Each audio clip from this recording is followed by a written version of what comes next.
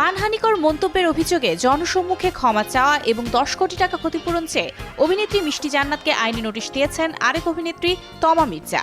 বৃহস্পতিবার রেজিস্ট্রি ডাকযোগে তমা মির্জার পক্ষে এই নোটিশ পাঠান তার আইনজীবী ব্যারিস্টার সজীব মাহমুদ আলম।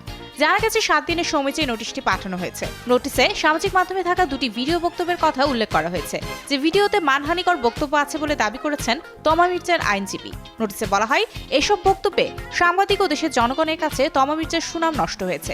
এ ধরনের বক্তব্য তমার চরিত্র ও ব্যক্তিত্বে আঘাত এনেছে। এটি শাস্তিযোগ্য অপরাধ।